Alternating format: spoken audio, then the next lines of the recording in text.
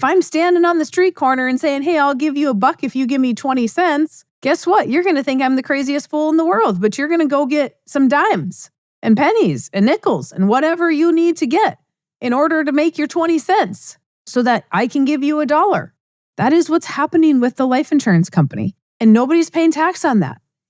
Hello. Welcome back to the podcast. Thank you very much for being here. I am flying solo today.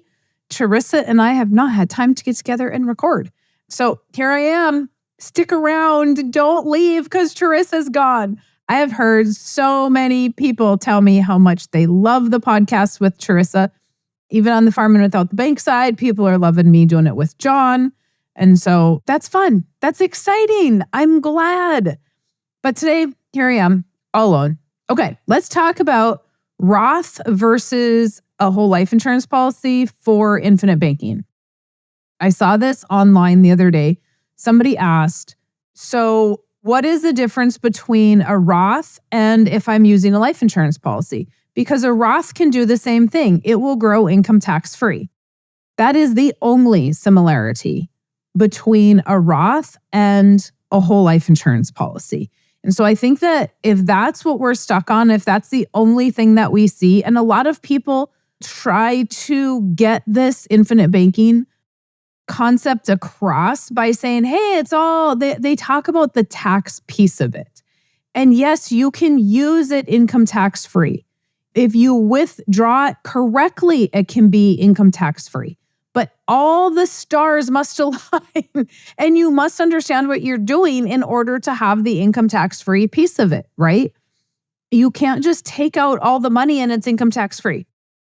So a lot of people try to sell it as some kind of great tax strategy, and it is a good tax strategy when done correctly, but it is not the only thing that the infinite banking concept is good for. And so let's talk about the other things.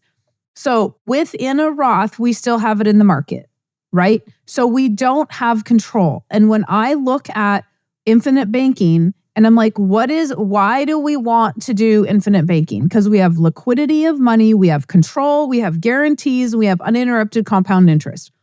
All of that stuff is happening by using a whole life insurance policy. When we put money into a Roth, we do not have control, right? We have a little bit of control if we're going to decide where it's invested.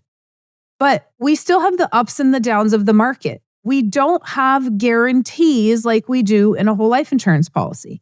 So we lose a little bit of control. We lose the guarantees. We also lose the uninterrupted compound interest because it is in the market. We've got the ups and the downs and the fluctuations of it all. Here's the big one, liquidity. When we pay premium, we have a whole life insurance policy. We've got cash value. We can borrow against that cash value and we can use it to start businesses. We can use it to buy real estate. We can use it to send kids to college. We can use it to send kids to private school. We can use it for a great number of things. Infinite, in fact.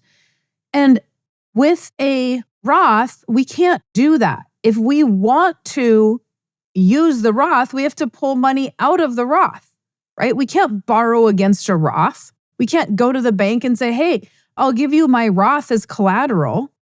The banks don't want our investments as collateral. That should actually be assigned to us to say, hey, if they don't want our investments as collateral, how secure are these investments? And so if we have money in a Roth, we have interrupted interest, right? Our money is going up and it's going down. We don't have the liquidity. We don't have as much control. We don't have uninterrupted compound interest, but we don't have any guarantees. And so we have to look past just the, hey, what is our rate of return in a Roth versus what's our rate of return in a whole life policy and the tax advantages. That is fantastic that we get to have the tax advantage in a Roth. That is the reason to do a Roth. But we don't have all those other things.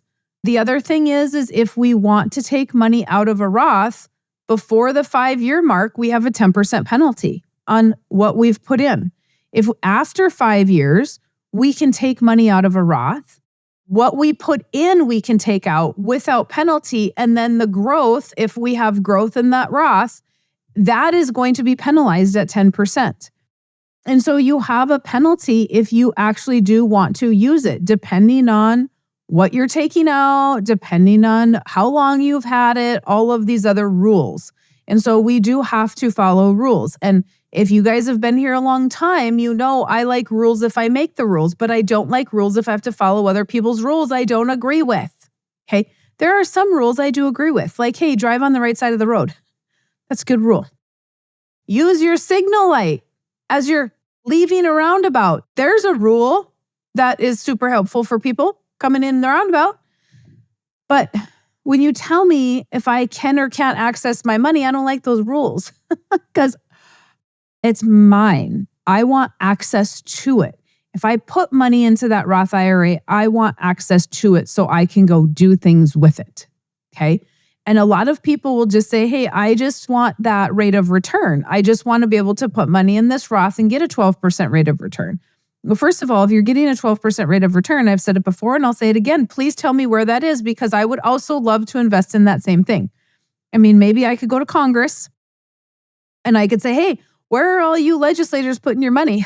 Follow them because, you know, they go in there broke and then they retire and they're a bazillionaires. And so insider trading is a thing. Maybe I want to go there and be like, hey, what are you doing? So can I get your, 100% rate of return? That would be awesome. But the majority of people don't do that. The majority of people put their money in a Roth, a lot of them a Roth 401k. We're going to put our money in a Roth. There's going to be some broker that we don't even know how to get a hold of him. He's managing our money. And we're just, hoping and praying for the best. And so the best is going to be the average of the market. And the average of the market is like 4.5% rate of return. So we're really chasing this 12% because our talking heads are saying, hey, there's a 12% rate of return. People are getting that, but they are the ones that are managing money themselves. And they are the ones that really understand the market, what to buy, how to work it. That is either their main life or it is a massively important hobby to them. But that is not 99% of people. 99% of people are just going to go in and say, hey, just give me some rate of return so I can retire and I don't have to pay taxes on that money. Okay. How about we put that money somewhere where it's liquid so we can access it today and we can start a business with it. We can buy rental properties with it. We can send kids to private school with it. We can send kids to college with it. I have run into this a lot lately. Actually, a lot of people are paying cash for their kids' college. And I just am I'm actually kind of blown away by that. I'm super surprised that so many people are paying cash for their kids to go to college. Why? First of all, my kids, I did not give them money to go to college. No. You pay for your own college because if you are going to take that a lot more seriously, if you pay for your own college than if I pay for your college. I am not helping. For you to go to college, especially for a degree that I do not feel is necessary, like a business degree. And you guys have heard me talk about this as well. And some people think I'm a complete idiot, and that is okay. Because how I view it is I went to college. I got a business degree. And guess what? I didn't learn anything. Guess who I learned from? Coaches that showed me how to run a business. Multi-millionaire business owners, the billionaire business owners that I have been coached by on how to actually run a business correctly. Not college professors who have never, ever run a business. And so are there certain things that you are going to learn in college? Yes. Can you learn them without paying somebody to sign a piece of paper that says you were here every day for 4 years or 5 years? Yes. So I am not paying for my kids to go to college for something that I am not going to agree with. Okay. If you want to be a doctor, I'm still not paying for you to go to college. You can pay for that yourself. Take it seriously. But all of these parents that are paying cash, that cash is gone. If you want to be a nice parent, good for you. You are a better person than I. but you are paying cash. That money is gone. How about you put that into a life insurance policy and then you borrow against it and you pay for a year, and throughout the year you pay it back. And then you borrow again, and throughout the year you pay it back. And then you borrow again. And we do that 4 or 5 years in a row. Now, here is the thing. You're already paying it back. You paid cash for year 1, and you essentially paid it back by saving up enough money for year 2, right? You replenished what you took from savings so you could pay it again. And if you're paying it by semester, then same difference. Put it into the policy as premium, pay your premium, borrow against it, and then pay it back throughout the semester and borrow again. Now we don't have lost opportunity cost on that money. Now that money is making us something for the rest of our life. If we put that money in a Roth, guess what? It's gone.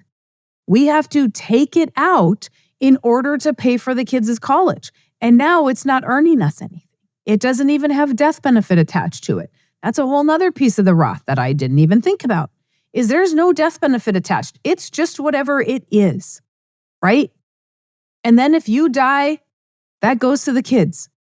With a life insurance policy, we've got the cash value, we get to use it, and then when we die, we have an extremely discounted dollar that's going to go to our heirs. Income tax free. Income tax free. That's huge. That's a huge thing. If we've paid 20 cents for every dollar of death benefit, which means I've given the insurance company 20 cents and they gave my heirs $1. Income tax free. Okay, sign me up. If I'm standing on the street corner and saying, hey, I'll give you $1 if you give me 20 cents, guess what? You're going to think I'm the craziest fool in the world, but you're going to go get some dimes and pennies and nickels and whatever you need to get in order to make your 20 cents so that I can give you $1. That is what's happening with the life insurance company. And nobody's paying tax on that. And so is a Roth even comparable? No. In my opinion, no. The only similarity is that they both grow income tax free. In the life insurance policy, it will grow income tax free, and it can be used income tax free if you do it correctly. If you don't do it correctly, that's not going to happen. If that policy mechs, it's not going to be income tax free. If you take it all out, it's not income tax free. And so you have to understand what you're doing. That piece is a little bit more cumbersome than the Roth. The Roth is just easy. You just start taking money out and it's income tax free. You don't have to do anything else with it. With the life insurance policy, you got to be a little more educated, or at least work with somebody that's more educated. This is why it's important to have the right agent. Years ago, I have a client that went to her accountant and the accountant said, Mary Jo's an idiot. It doesn't work that way. I had one of those and it didn't work. I took the money out when my wife had cancer and we paid tax on it. Well, Mr. Smarty Pants accountant, who was licensed, I saw that he was licensed. He had a universal life policy and he took it out. He didn't borrow against it. He physically took the money out. Well, of course you're going to pay tax then. If there was growth, you're going to pay tax. And so because he was not educated enough to use the policy, then he was not educated enough to actually help my client, and he just gave her bad advice. It was a whole round mess. Now, is she still a client? Yes. Is her policy working as I said it would? 100%. 100%. Because I do life insurance, not taxes. Okay? I will give you guys suggestions on taxes. I am not the expert. Go talk to your accountant. But when you want to know about life insurance, you talk to a life insurance agent that understands. Not all of us understand either. Okay, that's a couple tangents. It's a couple of them. All right, hopefully that helped. You understand kind of the big differences between a Roth and a whole life insurance policy for infinite banking. If you have other questions on this, if you have topics that you want to hear me talk about or hear Tris and I talk about, let me know.